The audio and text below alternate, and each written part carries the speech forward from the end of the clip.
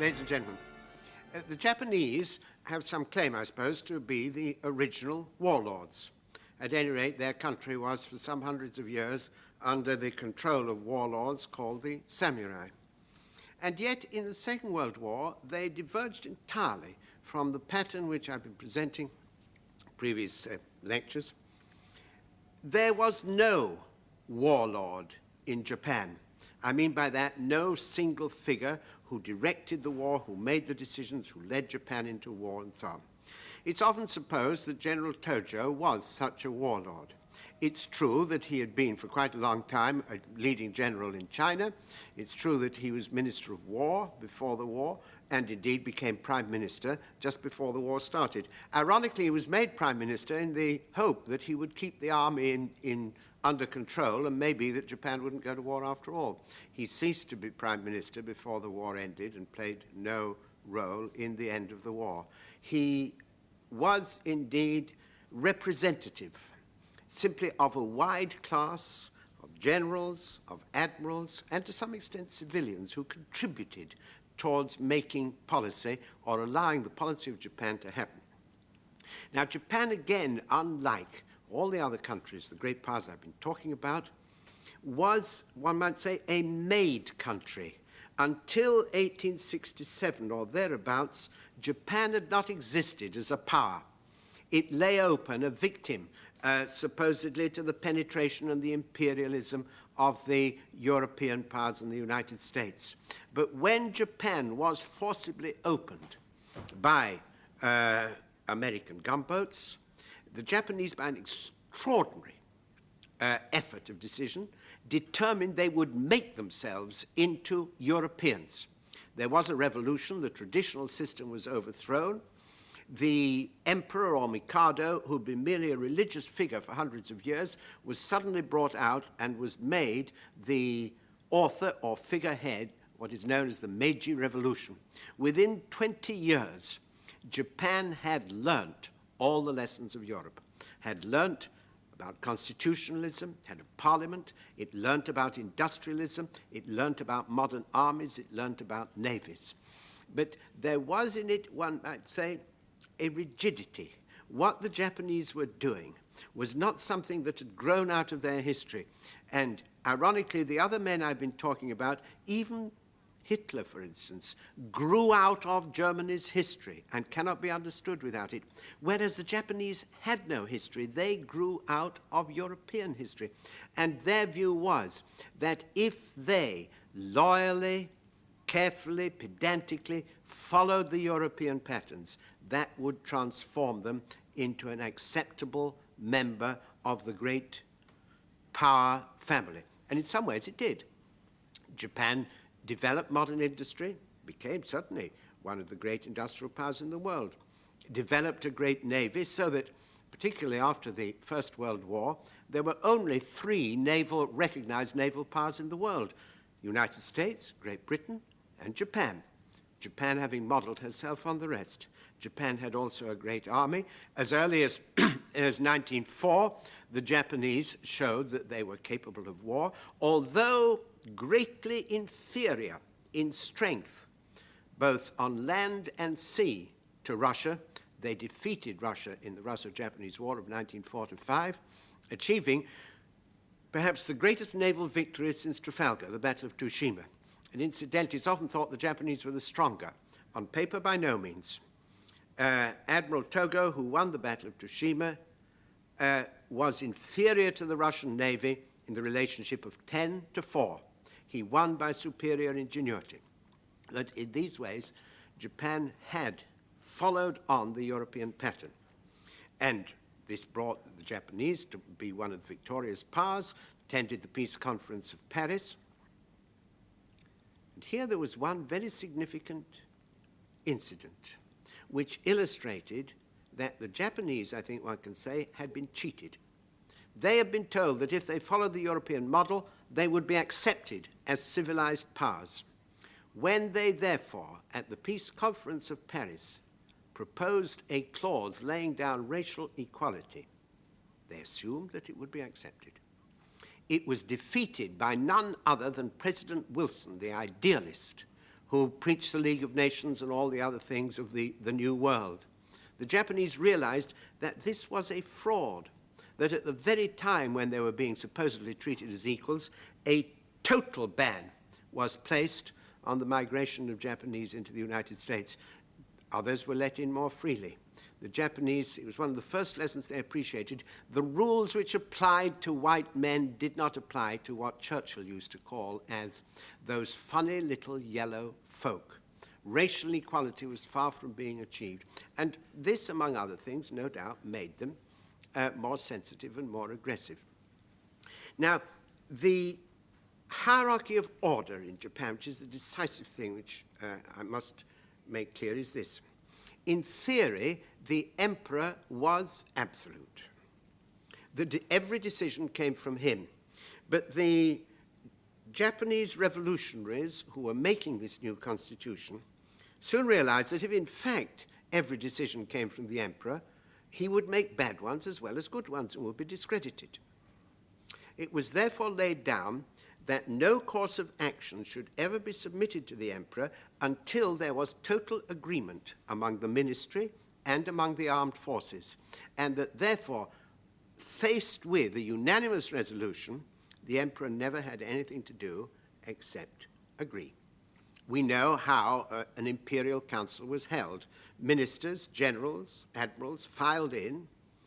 They stood up throughout the meeting with the emperor sitting a little aloof, listening to them, nodding his head. They made their speeches, made it clear they all agreed. He would then say, I agree. And this was the extent of his power. He had never been able to say, I don't agree, because what was put to him had already been settled. Although we talk about a Japanese ministry and a prime minister, this bore little resemblance to what existed in constitutional countries such as Great Britain. The civilian ministers ran civil affairs, and that only. Military affairs, not only how the army was organized, but actual military decisions rested with the Army General Staff. Naval decisions rested with the Naval General Staff. And once war had started, there was a convention, essentially decisive in Japanese history and policy, called the Autonomy of the Supreme Command. Wherever there was war against Russia in 1904 and 5, against China in the 1930s, once conflict had started, the Supreme Command was autonomous. That is to say, nobody could tell it what to do. The war had to be left to the man in the field. And then there's another very complicated relationship. In every ministry, it was essential that there should be an army minister and a navy minister. Indeed, if either of these resigned, the ministry was automatically dissolved. Each of them was nominated by the staff concerned. The army minister was nominated by the army staff, the navy minister was nominated by the navy staff. And either of these staffs could wreck a ministry simply by pulling out the minister concerned. This became more acute in the 1930s. In the 1920s, Japan looked as if it was moving towards a liberal system. But in the 1930s, in the difficulties and in the war, which for Japan started much earlier than for anyone else, then the two services counted for more and more, and in a negative way could dictate to a ministry. Of course, the ministry could also dictate to them, because it could say, no, we won't follow your policy. In that case, it's true, no ministry could be formed, but it meant also no navy minister, no army minister. Nor is it true, of course, that the army minister and the navy minister themselves possessed either army or naval power. They were the agents of the two staffs. If the Navy minister wanted one thing and the Navy staff wanted another, he had to conform. So that there was a system of anarchies. The civilian ministry followed one policy, shall we say, of diplomacy and alliances. The army followed another. The Navy followed another. Until quite late in the day, there was no cooperation between Navy and Army. It was only, I think, in 1937 that an institution was set up called a liaison conference, when the chiefs of the Army and Navy staff met and discussed things, but they very often didn't agree. In fact, if one put it with a little exaggeration, you could say that for most of the time, the Army wanted a war against Russia because that meant a lot of fighting on land, and the Navy wanted a war against the United States or perhaps Great Britain because that meant fighting on sea. I don't say that these determined things, but there was this constant pull without serious cooperation. You could also add that the civilian ministry didn't want particularly either war on land or on sea, but wanted the gains of war. All of them were resolved. And this was characteristic of the European civilization from which they'd learnt. All of them wanted Japan to be a great power. Now, there was another force unique to Japan, a passionately patriotic conviction among the younger officers, and indeed many younger men in civilian life, who believed that Japan was not being sufficiently patriotic. In Japan, assassination became an ordinary political weapon, as in no other country. It's quite different from the violence, the organized violence of parties, such as you got it with the Nazis. The assassinations in Japan were the work of individuals. Individuals had been told it was their duty to serve the nation. If, therefore, a minister, or for that matter, a general, was not serving the nation adequately, then it was right to assassinate him. No less than 2 prime ministers were assassinated in a single year. And from this time on, and I may say a number of generals and leading officers were assassinated a little later on, from this time on, all those who followed a cautious, sane policy did so with great caution. There was a sort of limit. If you were too cautious, you'd be certain to be assassinated. And then what was the good of you? It wasn't that the Japanese feared assassination, it was that it made them ineffective. And therefore, far from men planning war, conspiring to bring about war, as often happens in history, in Japan, men conspired to bring about peace, or at any rate to slow things down. And now the mainspring of, in my opinion, of Japanese policy from the time of the Great Depression. The Japanese had loyally accepted a world system of free trade. They had become capitalists like others. They thought that by doing this, they would enter the magic circle. But with the Depression, the world began to close against them. The United States had enormous tariff barriers. The British Empire had tariff barriers put up under the name of protection. Japan was being squeezed in, and unlike these others, did not possess an empire. And it was also easy for the Japanese to accept the sort of regional view that was growing up. After all, the United States claimed, not just the United States, but the entire American continent as an American sphere of influence. All the South American states in the 1930s were, in fact, though British influence was there and declining, they were, in fact, economic dependencies of the United States. They were a protected market for the United States. The British Empire, which extended, though less decisively, over the world, was a protected market for the British. There was a Monroe Doctrine which kept others out of the American continent. And the Japanese tended to take the view that the Far East was their sphere. It's quite true that most of this sphere was in China, and that China was in a weak, disorganized state, that indeed Japanese trade had great difficulties. flourishing in such circumstances, and from September 1931, the Japanese tried to restore order in China by military force. But what the Japanese were fundamentally saying was that just as the British were entitled to control their empire, most of which incidentally was not British but was inhabited by colored people such as Indians and Africans, just as the Americans were entitled to control the whole of America, so the Japanese were entitled to control the area of Asia, which was not inhabited by Europeans at all.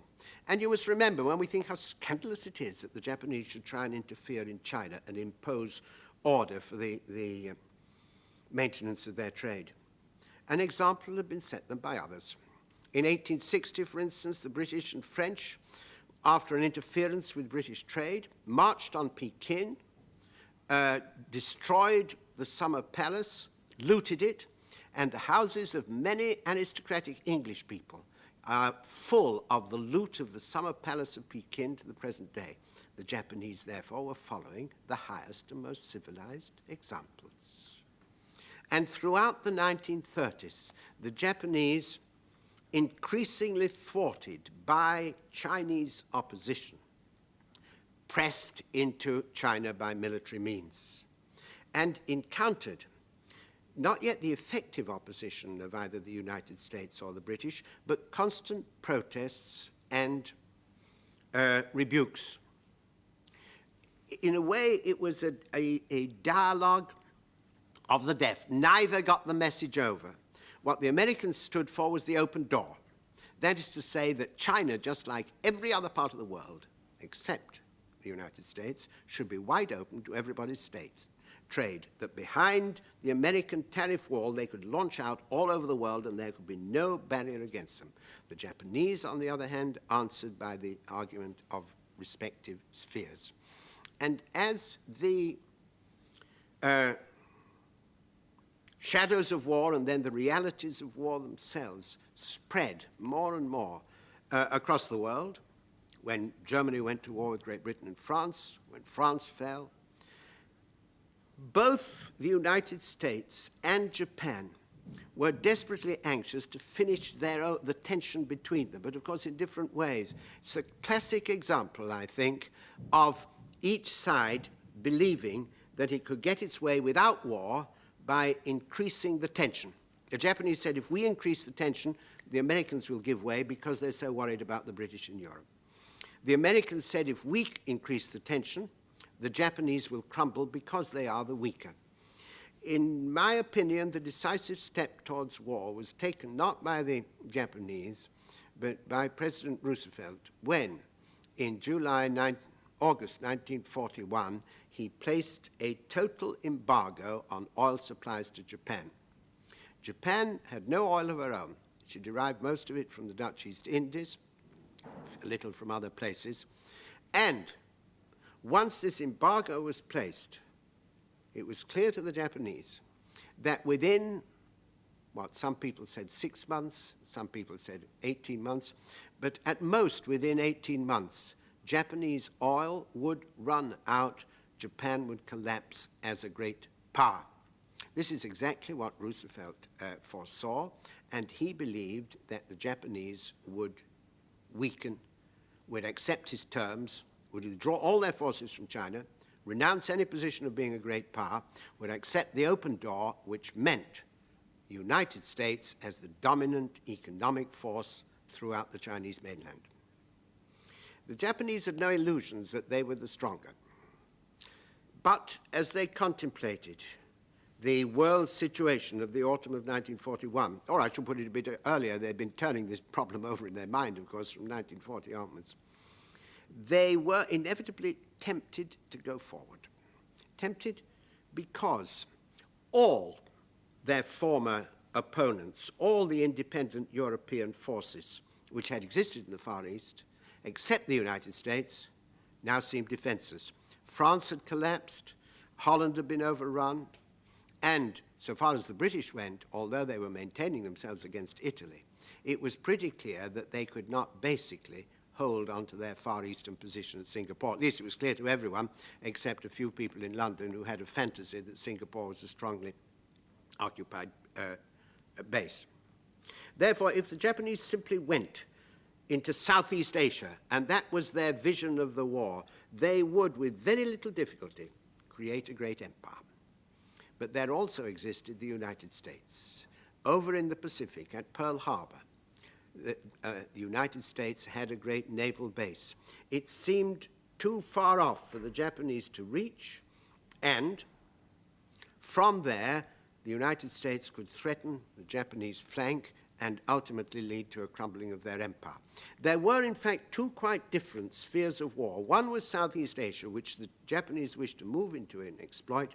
The other was what came to be called the Pacific War, which all that the Japanese wanted there is that the Americans should be pushed back. The solution was found by one of the few geniuses which the Second World War produced, Admiral Yamamoto, that Pearl Harbor could, and its fleet could, as he thought, be eliminated. This was the time when they were discussing whether to go to war. It was the one occasion when the emperor actually said something.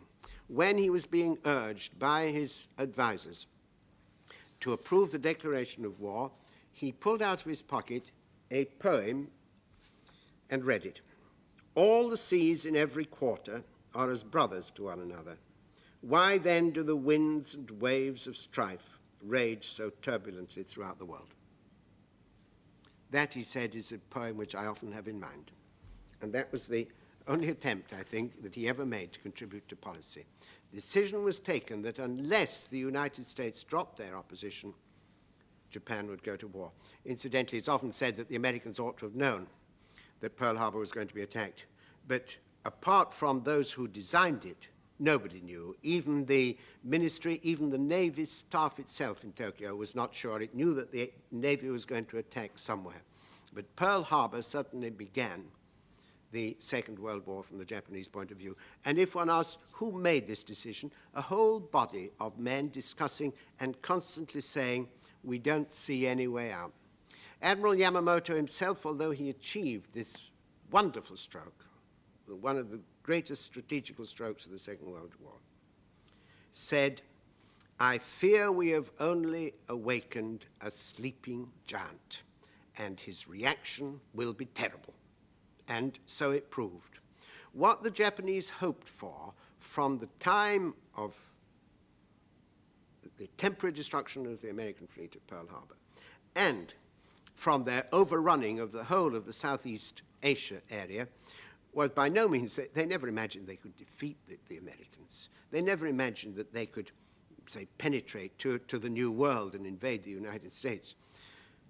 They didn't even imagine that if there were a prolonged war between the United States and themselves, they could win. What they hoped for is that the United States, mainly involved in the European war, with all American resources directed towards Europe, would weary and would in the end make a compromise. From, I might say, about April 1942, when the Japanese had extended on the one side to Burma, on the other practically to Australia. From then on, the Japanese were fighting a defensive war, hoping to wear the other side down. There was, again, no direction. There was administration. There was no really single outstanding Japanese general. There were a number of decisive naval battles. Those are the things that really mattered. Whoever controlled the Pacific Ocean could maintain the political and strategic position. Yamamoto attempted to do at the Battle of Midway in June 1942 what he'd done at Pearl Harbor, or rather to complete it. Instead, in a few minutes, with the use of aircraft launched from aircraft carriers, the Americans reversed the situation, and from that time on, this enormous Japanese Navy was increasingly on the defensive in its turn. The Japanese, in my opinion, were defeated, or owed their defeat, to two things which are relatively ignored. One was the incredible economic strength of the United States, which enabled the Americans by 1943 to conduct both the European War and the Pacific War. This is why the Japanese calculations broke down, because the Americans were clearing out both at the same time. The other was their terrible mistake of neglecting anti-submarine devices. By 1943, their mercantile marine had lost 3/4 of its strength. And remember, Japan, even more than Great Britain, depended for everything on supplies from overseas. By 1944, it was almost impossible for them to supply even their essential naval and military bases. That in this way, far more, say, than with Germany in either the First or Second World War, blockade was probably as decisive as the more dramatic military and naval engagements which we talk about. But there was no direction in this. There were often, indeed, mistakes because there was no direction. By the beginning of 1945, most of the civilians, some of the more cautious generals, recognized that the war was lost. And from then on, 6 months, one might say, revolved round the problem. Just as they spent 6 months thinking, shall we go to war, they spent these 6 months reflecting how can we get out, and realizing that defeat was coming upon them. And yet none of them daring to say so openly because of the shadow of assassination or military rebellion which still hung over them. Even when negotiations were started in the hope that Soviet Russia could be used as a mediator, this had to be done in secret, by concealment. That it's an extraordinary story. In a sense, you could say, it wasn't that the generals ruled, it wasn't that the admirals ruled, or the ministers. It was the unknown, the anonymous assassin who, it seemed, might really determine policy. By August 1945, the American Navy said firmly that Japan would collapse simply because her seaborne trade was at an end. But the American Air Force was anxious to use the nuclear weapon.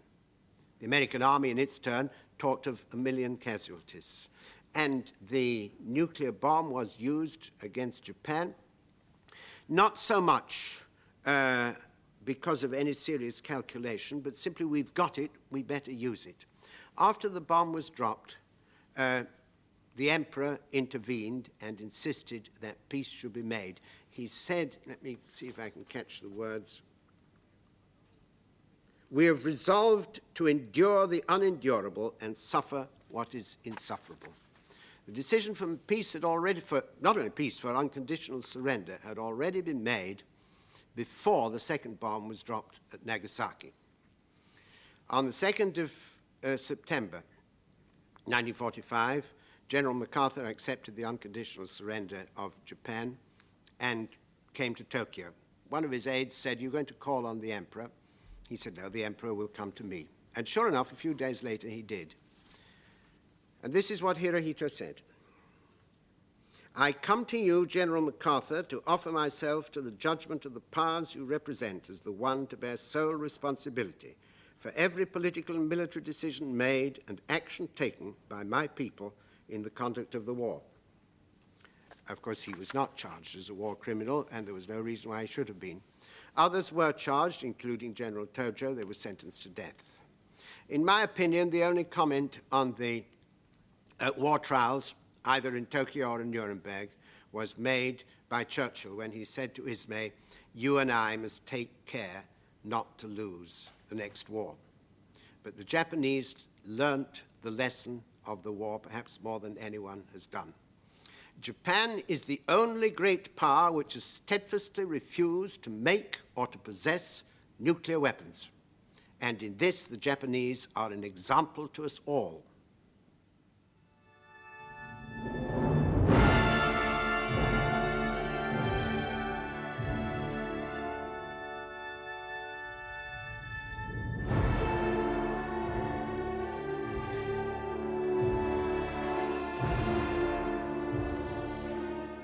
A true story from Northern Ireland about journalism, free speech, policing, and the hidden worlds of covert intelligence and police surveillance. Assume Nothing, The Hack. Listen on BBC Sounds.